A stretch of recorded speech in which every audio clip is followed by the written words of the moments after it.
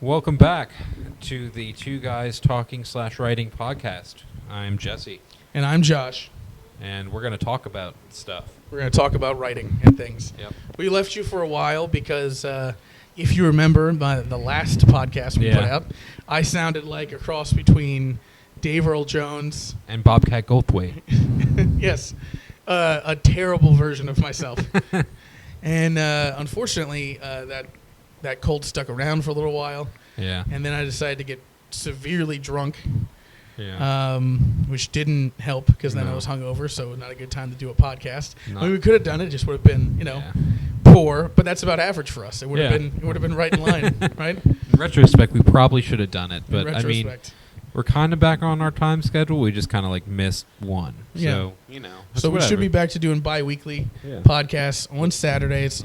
This is Sunday, sorry. On Sundays at around 10 or 11 or 11:30. Yeah. I mean, whatever works. Either way, this will be up on Wednesday, so. Yes, you'll be You'll hearing be us listening 3 to full this. days after we do this. Yeah. So right now we're talking to you in the future. Yes. This is future talk. Wait. Now, what you were saying? We're gonna change the podcast again, right? We're all Christian now. Yep. We're all So Christian. bow your heads in prayer. Uh-huh. And give praise to the GOP's new healthcare plan, That everybody likes. including Jesus. that Um, everybody likes and nobody hates. Absolutely nobody hates it. Literally just A+ all around. Uh-huh. Bernie All good Sanders things. cried when he saw it. Tears of did. joy, obviously. He said, "Finally, I get to live another 10 years." I was worried. He was so worried. Yes. So, right, as far as we won't get too far into politics. Hopefully No. not. Yeah, that'll be bad. But writing, as far as writing goes, Yeah, we've pretty much just been working on this one comic. yeah, we're working on that comic we've been talking More about. so That's about it. Gauker than me, but Yeah, Jesse's been lazy. yeah. I don't want to. Admittedly. I don't want to point any fingers or throw any stones, but Jesse's been lazy and quite frankly worthless. Yeah. I mean, I like to consider myself, I'm like the shaper behind it all. I mean, Gauker's like the builder. I don't know. The doer. But that's You're the really- idea man, and I'm the Yeah. doer. So you're the one white guy, and I'm the 60 Mexicans building the Correct. building the wall. Exactly. But hopefully I'll have some more time to kind of get in that. Yeah, we got a bunch of characters that came together. Yeah. We're talking about, making, so last time we were talking about how the whole thing sets up, Yeah. and our main character is kind of a slacker. Yeah. I don't know if we went over all that last time. I don't think we went over the Yeah. comic too much. I think we brushed on it. Well, that was more or less in its very like infancy. Yeah. Yes. Yeah. We were more worried about your Dungeons and Dragons thing, which I do want to get back to. I don't know if you're still doing that. Oh yeah, no, I still have Yeah. a bunch of stuff for that actually. Yeah. No, I want to see where we're at with that. So I think it's important that we let I don't think I've actually played since we did the last podcast. Just things have been coming up. Like, Oh, yeah? when we want to do it, but still I have stuff for it. But we can talk about that later. But Turns out all along everyone was a fish. no.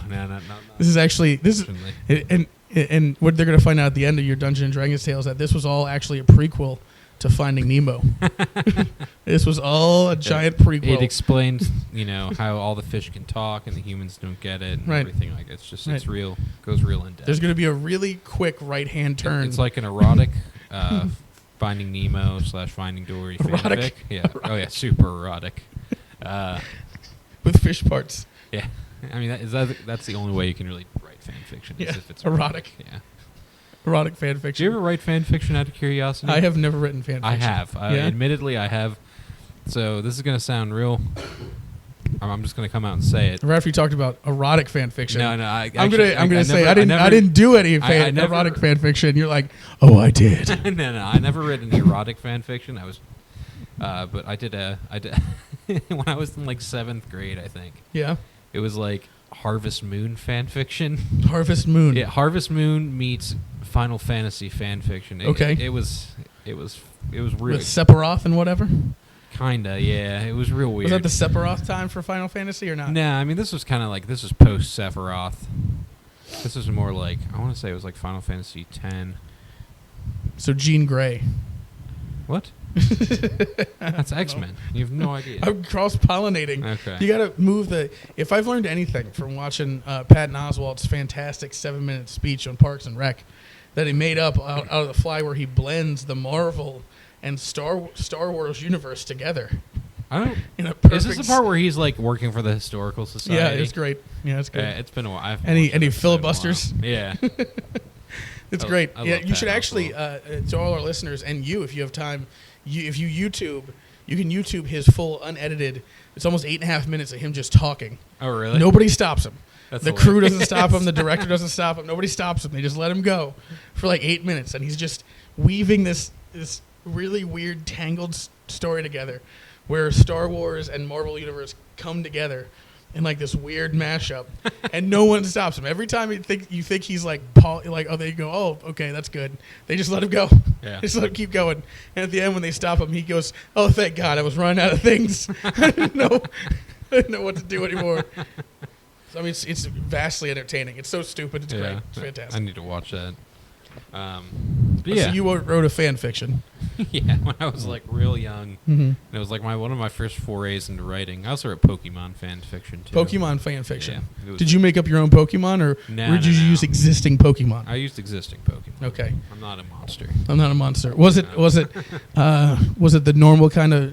I don't want to say normal kind of fan fiction. I would assume if someone's writing fan fiction about Pokemon, it evolves. It is based around one of them evolving. Because I know evolving is always the biggest thing in Pokemon.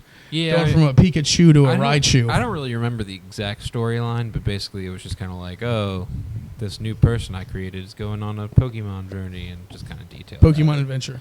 Yeah, more or less. Yeah.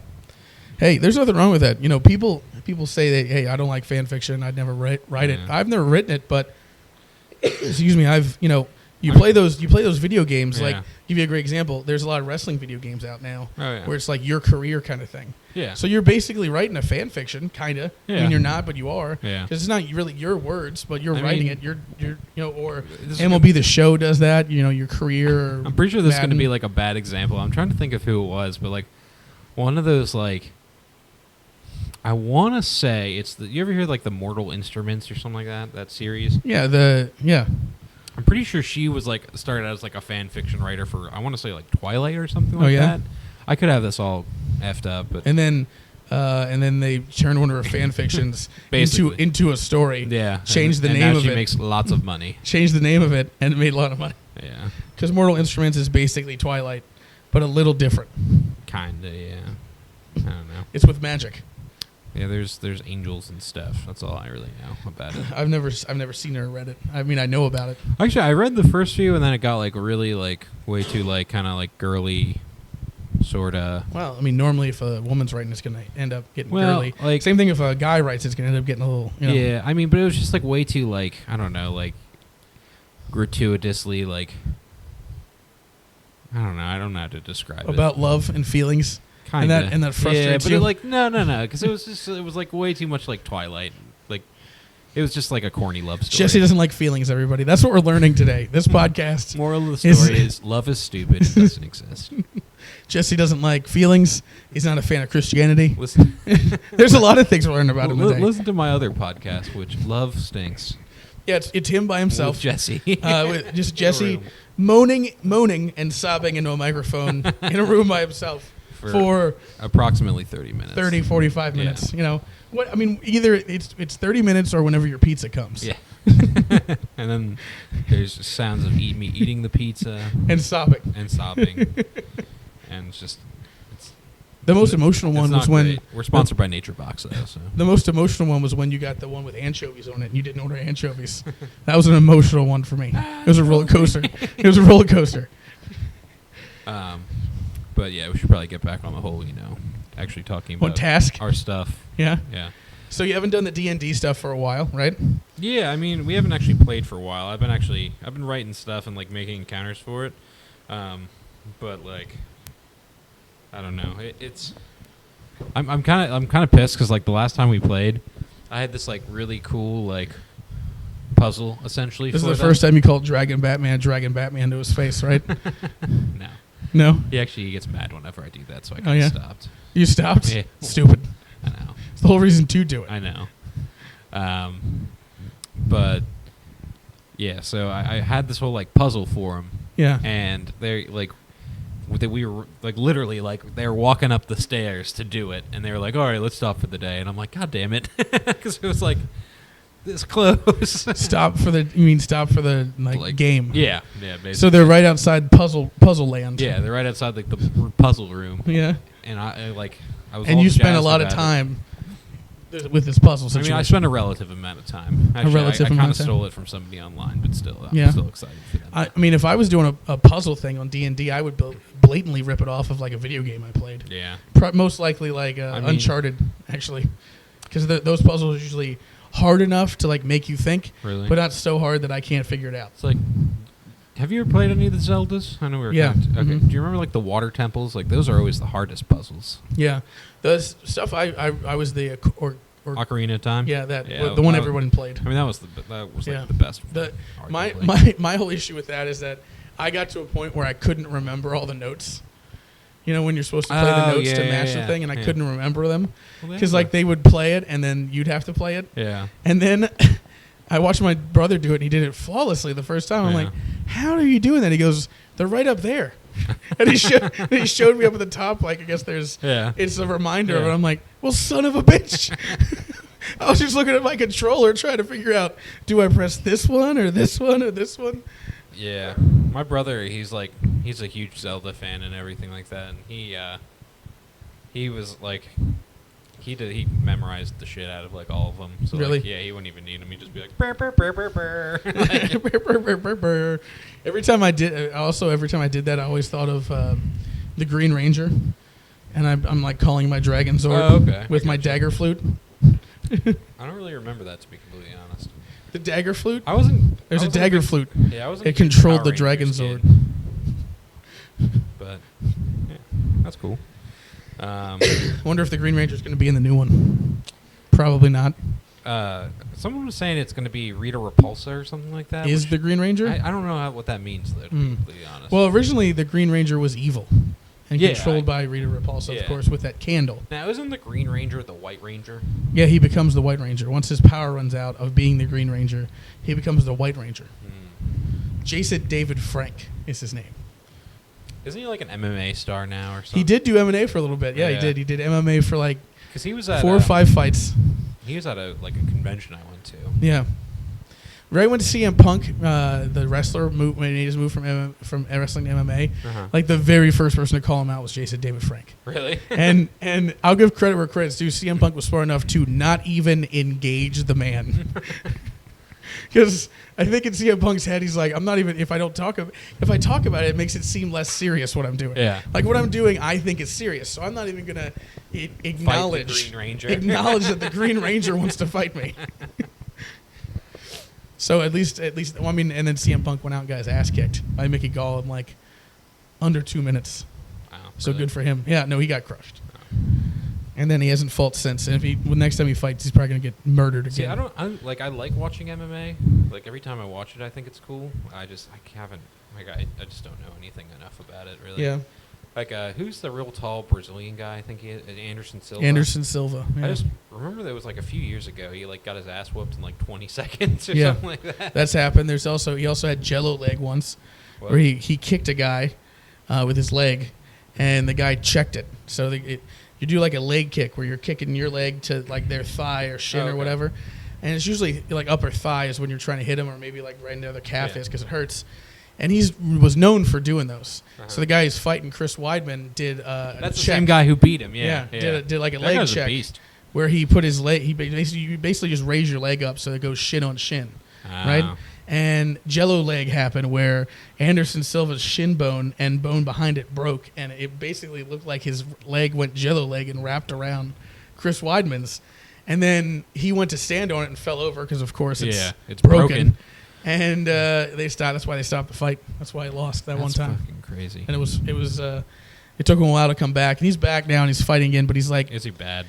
no, he's good. He's winning. Every fight he's had, he's won. Because isn't he like he was pretty good like before the whole Chris Weidman thing? Right. if The only memory fight that serves. he lost since he's come back was he fought Daniel Cormier, who's the 205 champion, Yeah. 205-pound champion, and Anderson Silva's normally at middleweight at 185.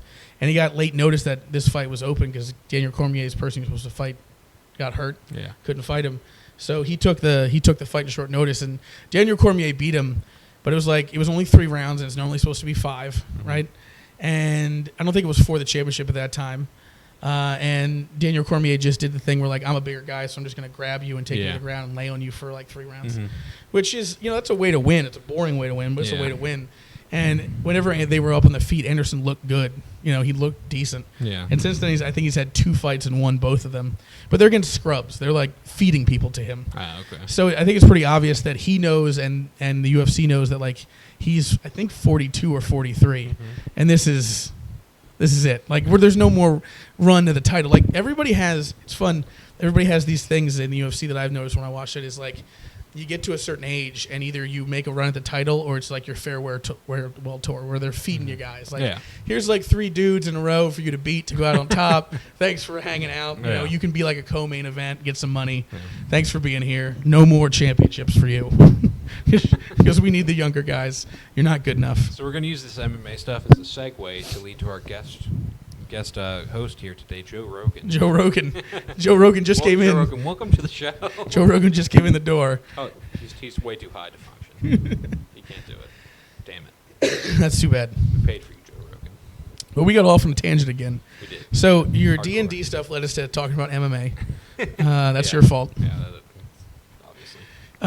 Have you worked on anything else? Like, I know you said you had that anthology you were working on for a while. Yeah, that kind of never really materialized. Yeah. I kind of stopped hearing. Did you anything. finish your part? I did, actually, eventually. I just haven't really heard anything from the rest of the I people? was working with. Okay. Which is kind of par for the course, I guess. Yeah. Um, Disappointing. Yeah, Sad. Well, I mean, just that was a whole episode of Jesse alone in a room by himself podcast. But no, I've been working on the Axiom a little bit more. Okay.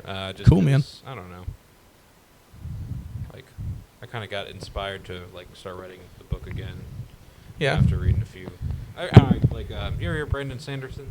No. He's a pretty famous, like, in the fantasy novelist world anyway. Yeah. And basically, like, he just wrote like 6 books essentially, and like just kept on submitting them to publishers, and eventually, like, one of them got published. Now have you ever heard of Wheel of Time? I have not heard of Wheel of Time. No. Really? No. It's like a huge like series. Yeah. That doesn't mean I've heard of it. Yeah. Well, the guy died like right at the end of it, and so he actually. Oh, you told me about this. Yeah. Yeah. Okay. And he actually got chosen to like finish it, but I don't know, like that kind of inspired me a little bit.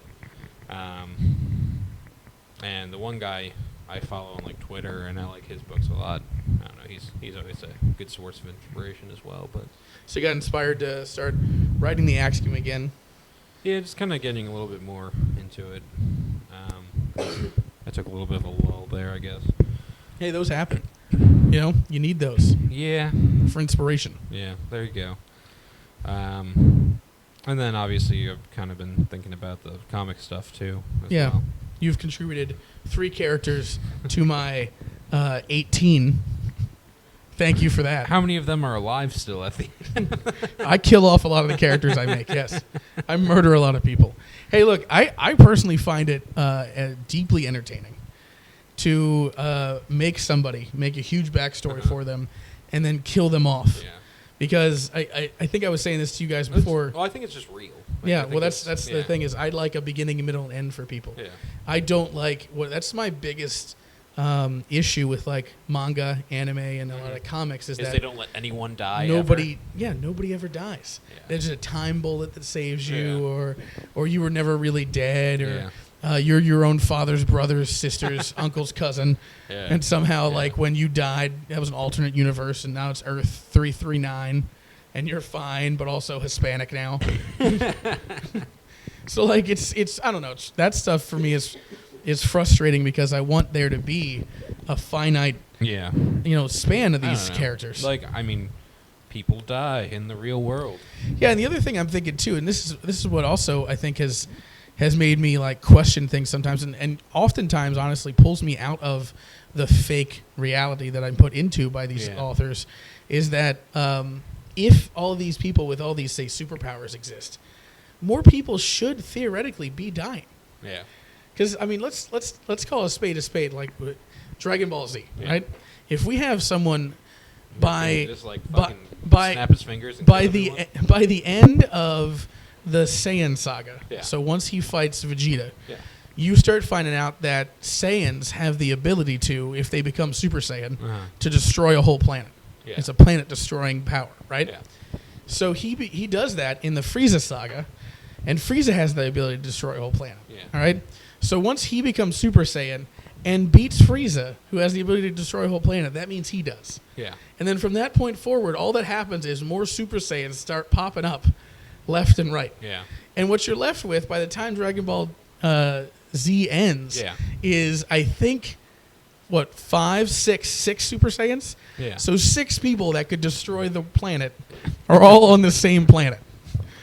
There should be a lot more death. Like, I know they're all basically at the end, all those people we're talking about are good guys. Yeah. So they don't want to destroy the planet. But if they have to fight people and be pushed, right? Should they be pushed by people who then theoretically can also destroy the planet? Yeah. So why aren't they killing more people? Yeah, well, I feel like there is a good bit of, like, I know in like the Majin Buu saga, like just Buu fucking just goes around just destroying cities, Right. and then like at the end of it, they always resurrect him though with Right. the Dragon Balls. Everybody always comes back to life. Yeah. See, that's the other thing. I want people to be in the comic, in the thing we're writing. Yeah. I want there to be a finite lifespan of not only the characters, the Yeah. superheroes and the villains. Mm-hmm. I want there to be collateral damage. Yeah. Because if somebody as powerful as we have made our one character, big time, Yeah. fights somebody as powerful as we are going to make our main character, Yeah. who ends up, as we talked to in our last arcs, going to space Yeah. and fighting Spaceman. Spaceman. We got to make a Spaceman, by the way, now. Did you see that I made a Scorpion Man? I didn't know. I did. You actually did do the score. I did. He's a minor character. I have he is he is more fodder than Jumbo Shrimp is, and Really? Jumbo Shrimp is fodder. Yeah. This is Scorpion Man is extreme fodder. But anyway, if we're gonna make people that strong, my thought process is when they fight each other, Yeah. which they do, there needs to be collateral damage. Yeah. People need to die. You know, there's just no way around it. Well, like one of the things we talked about is like the event, and like I imagine that just being like Oh, yeah. just so much bloodshed. Yeah, my thought process on the event at Evermont is just a ton of death. Yeah. Like you just have, I mean, it's basically almost like a restart button Yeah. for a lot of things where you go okay, well, we were focusing on these corrupt heroes and these villains who are, you know, not named really, and not really focusing on like the new breed or the antis is what we end Yeah. up calling them, right? And then the event happens and you hit. It's almost like hitting a reset button where you're Yeah. like, okay, well, forget about these heroes because we just killed almost all of them, and forget about a couple of these villains because we killed a lot of them. But now we need to start focusing on these people that are let out, that survived the event at Yeah. the prison. Who are they? Where are they going? Then you can start focusing more on Root Yeah. takes over, and you have like these different superheroes that, you know, are from the European countries, the Russias, the stuff like that. Yeah. If you noticed when I wrote some of these things, see- I put a lot of them out towards like Europe and Yeah. Dutch and Netherlands because I was thinking the beginning part is like focused on America, then it gets we build the world, Yeah. and then we end up going to space. So it's kind of like it's a step. Yeah. So it's national, worldly, and then we intergalactic. Galactical. Yes. Galactical. And then Ray has to fight Spaceman and all his space powers. And eventually Ray's gonna punch God. You know what? We should actually, not the God thing, because I was going to say we should do that. I don't want people to think we want to punch God. But what we should do is we should make another fodder character, because we got Jumbo Shrimp on Earth. We should make Spaceman in space. Spaceman. And he has all the powers of space. And no one knows what that is. He's just an astronaut. He got trapped in the vacuum of space. That'd be even better if he got trapped and he's just making up space powers, Yeah. and he never actually uses them. And then he just finally tells Ray like, "Oh yeah, no, I'm from Earth. I don't know how I ended up here, and I'm just bullshitting these people that have space powers." And they all worship me like a god. They all worship me. And we've just created a character. There we go. Spaceman. I like it. Yeah, I like creating useless fodder characters that get thrown into battle only to be killed. I don't know. I kind of want to see Spaceman make it. You want to see? You're rooting for Spaceman? Kinda, yeah. He Spaceman. doesn't have to die. We don't have to kill everyone.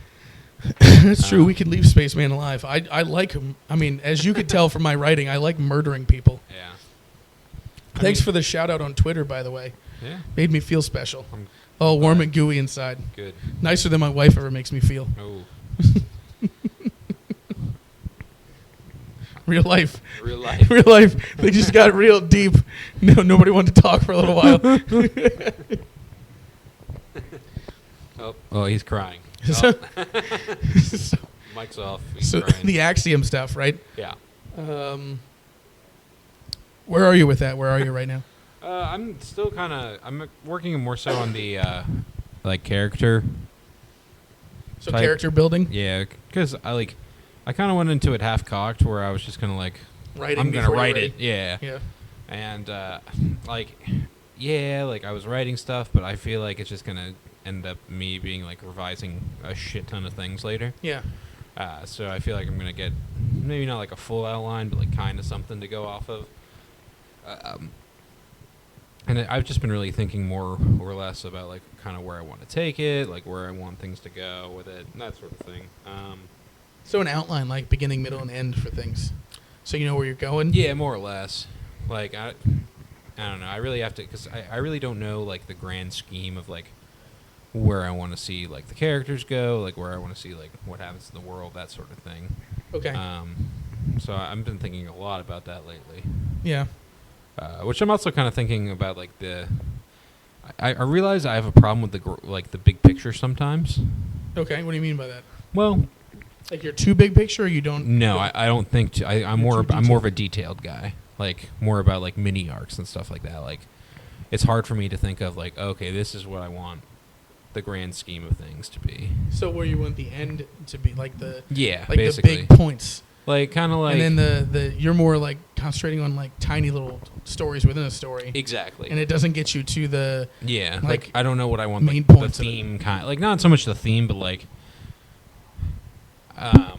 you know how actually, and this is one of the things I actually do like about writing the comic is because I kind of have like and spoilers upcoming for our comic that doesn't exist yet, but yeah. Don't worry about it. I have this like idea of like kind of like following Ray kind of through like almost pretty much like a coming of age story, Yeah. sort of thing. Like goes from slacker to villain to kind of hero to kind of like intergalactic hero to coming back to Earth and kind of being like, all right, like I'm going to protect Earth now. Like and that- savior. and yeah, and that's kind of like where I kind of want to end it, more or less. Yeah. Like there's more of a story to tell, and you certainly it leaves it open to Right. like tell more stories, Right. but at the same time, like kind of like wraps it up a little bit. Right. At least like kind of his personal like journey, so Yeah. to speak. I hear you. No, it Um, makes sense. And whereas, Because I know you with, said like- you wanted to end somewhere almost like a Justice League-esque thing. Yeah, like I kind of have this like vision at the end of it, like either someone goes to space and to come get him, or something like that. Spaceman brings him home. Yeah, Spaceman brings him home, and like there's just a bunch of like anti-heroes / just actual like heroes that aren't corrupt, Yeah. and they're just like, we want to, work together, and maybe like you should do that sort of thing. Help us Yeah. form a group. Yeah, it's just because like he was kind of like the fire starter, basically. Right. Like people, like while he's gone, Yeah. what he doesn't know is people have looked to him as a role model. Yeah, kind And of. have, helped them, Yeah. keep themselves away from And like, the evils that the former heroes had. yeah. And like issues maybe he's with. not like super duper like about it, like maybe not even like the face of the organization, but like definitely more or less kind of like a role model type, like kind of like how Batman is in like the Yeah. Justice League, kind of like he's not like the forefront of like, I mean that definitely I think belongs to Superman, but like he's just kind of like the reluctant uncle. The type reluctant thing. uncle. Yeah, like just kind of like whatever, but at the same time actually does give a shit. Interesting. Yeah. I mean, I Um, like that. I like I told you, I like that idea of it's almost like he has to leave a place that he finds out he doesn't really care about, Yeah. right? In order for his deeds Yeah. that he did to actually be recognized. Yeah, and I think in the like kind of like in his journeys, he kind of recognizes that like maybe he does actually give a shit a little Yeah. bit. more than he thinks yeah, he does. Yeah, maybe like Right. initially, but like that's kind of like where I'm having trouble with like with like the Axiom and stuff like that, like I don't really know. Like, what do I want? Like Jack Croswell's like end goal to be? Like, do I want like how do I want to like kind of like end his story? Like that sort of thing. So you're trying to figure out are you saying you're trying to figure out if he's a slacker or not, or you're trying to figure out I don't what see his him, ultimate like goal is? I don't see him so much of a slacker. I think he's more of like kind of like afraid to like kind of like afraid to succeed in a way, just because he doesn't want to like open himself up to like failure essentially. Okay. Which is something I feel like a lot of people can identify with. Sure. Personally. Yeah. But I don't know. Like I just don't. It's kind of hard for me to like picture like when I think about the comic, I have like kind of like almost like a comic picture in my mind of like how I kind of want the series to end, and like it's hard for me to do that for the Axiom kind of. Yeah. Why do you think that? Is it because it's a different? Maybe because it's a different medium. Maybe I have to think about it like different a comic. Medium. Yeah. Okay. Because normally when I feel like the reason why I've written so much stuff and gone so deep into it is that I feel like a lot of the stuff that we're doing for the comic is kind of how I almost see any book I'm writing, any novel I'm writing. I see it in my head as like pictures and snapshots of things like a comic. And almost like a movie before it's a movie kind of thing. So it's easy for me to kind of say, okay, well, this is what I want it to look like. This is what I want it to see, what I want people to see. And when I'm creating a character, this is what I want them to get from this character. So this is the visual. Like with, I don't think, did you read about Oblivion yet? Johannes? Oh, Cold powers? Yeah, kind of. So the thing with him is his ultimate power is the power of absolute zero. So to turn everything. So absolute zero is an actual term. Yeah. That it's when air freezes. So when they freeze gas. Yeah. So he gets. I took high school chemistry. He's so powerful and has such a power with the cold or freezing thing or ice that he can actually get to the point where he freezes the air and everything around him for a period of time, for a certain length, a certain area around him. So that's how strong he can be. And in my head, that's how I was visualizing actually like, a bullet in the air freezing, and then the actual air freezing, and somebody eyeballs freezing over, like literal, slow. So that's how I kind of come up with who he is and how it works. And I wanted to, the reason I made him the way he is I wanted to create a character because I realized I was making so many that were very free. Like independent, very like their own person. Like Big Time is probably the most free person in that whole. He's like the big dog because he does whatever he wants. Yeah. Right. So and then to counteract that, we make another extremely free person, Ray. But he's free in a different sense. He's free of like responsibility and care and whatever. At least you think that until something actually happens to make him care. Yeah. And then so I was sitting here thinking, oh man, I've made a lot of people that are like, kind of stumbled upon their powers or whatever. So that's why Johannes was a guy that was, taught how to do all this stuff. Yeah. And basically he's very regimented and breaks free and wants to be free, but then realizes as soon as he gets free that he doesn't like being alone. So he immediately finds somebody to be with because he's been with someone his whole life, a handler, trainer or whatever. So he's used to somebody being in his ear, telling him what to do. And the moment he gets freedom is the moment he doesn't want it. Yeah. So then he ends up it's like a serendipitous thing. Like, oh, he's free, but he met this girl, and this girl also has powers, and now they're going to be together. And it's kind of like the start of that Justice League-ish thing where these two both had run-ins with Ray and were inspired by Ray to do the things that they were going to start doing. And then, as Ray leaves the planet, they kind of almost take his mantle up. And it's like this, like you said, the spark of people following his example without him knowing he set one. So, like, that's, in my head, like, all that stuff is very visual. Yeah. Yeah, I guess, I don't know. I maybe I need to change my way of thinking, because when I'm writing, like the Axiom, like I know I want it to be a novel, so I literally just think of like words. Like I picture it and I'm like words, or like just like Microsoft Word pages essentially. So like maybe I need to think of it more like a visual way. Yeah. At least for some inspiration. I don't know. Yeah. Well, that's hard to do sometimes too. Yeah. Yeah. And I feel like I have this thing for like overcomplicated plots, Yeah. and like I feel like not so much is happening with that, but like I'm kind of having like almost the same issue of like for my D&D campaign. Yeah. Where like I don't know what like the overall like overarching meaning or like, plot line is. Yeah, like what I want like right now they're just kind of like going around, kind of going on random adventures more or less. Can't you just make somebody a god? Don't you normally do that? Mm-hmm. I mean, we talked about in one of our episodes that you make random people gods. No. It was the whole thing with that was like they were one campaign I was playing. They were doing something I really didn't want them to do, and just being dicks. And so I made the one guy that they encountered a god, and he like just whooped their ass basically. Good. And they weren't happy about that. Well, whatever. I mean, it happens. But I don't know. I mean, that's kind of. I just have to think more on that. And also, I've been listening to like this one like.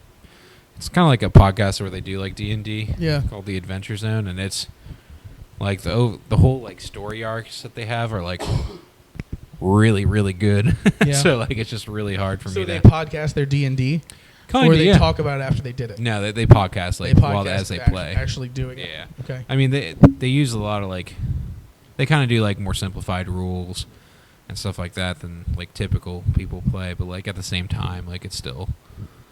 Like they make it very entertaining and stuff like that. Interesting. So, yeah.